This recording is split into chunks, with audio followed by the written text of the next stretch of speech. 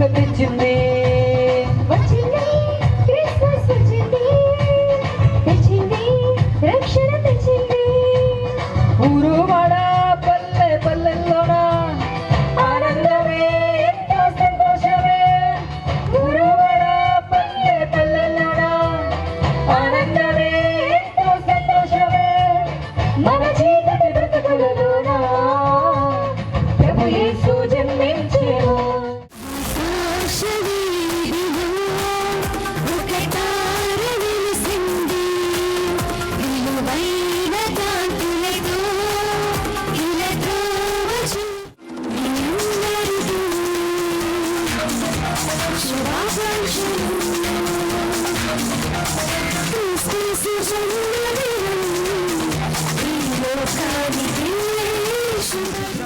ఆ ఆకాశ మండలాలన్నీ కూడా ఎలా తయారు చేయబడ్డాయి అంటే ఆయన ద్వారానే.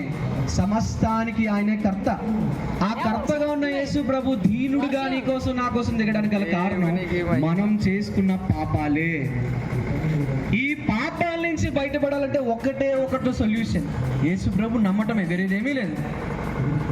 చూడంగా త్వరపడి వచ్చామే.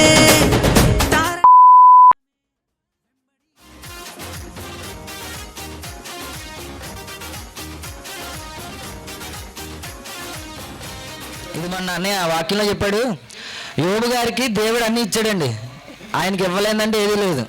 యోబు గారికి దేవుడు అన్నీ ఇచ్చాడు. ఇస్తే మన సాతాను ఉంటాడు కదా, సాతాను దేవుడి దగ్గరికి వెళ్ళి మాట అన్నాడు. ఏమన్నాడు? ఇందులో చాలామంది తెలిసే ఉంటుంది.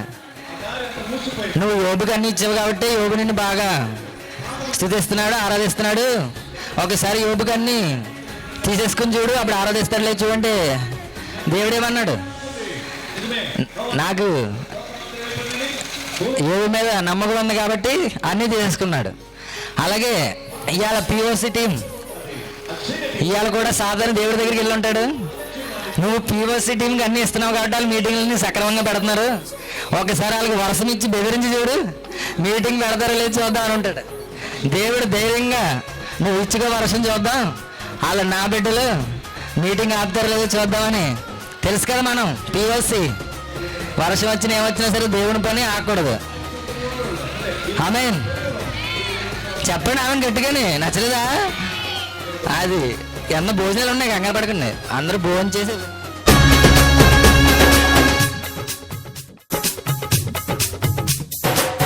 దూతనే చూసామే, భయపడిపోయామే, మెస్సయ్య జన్మవార్తను మేము విన్నామే. దూతనే చూసామే, భయపడిపోయామే, మెస్సయ్య జన్మవార్తను మేము విన్నామే. నశించిపోయే మనలను రక్షింప వచ్చాడని సంతోషగానము చేస్తూ బెత్లెహేముకు చేరామే. నశించిపోయే మనలను రక్షింప వచ్చాడని సంతోషగానము చేస్తూ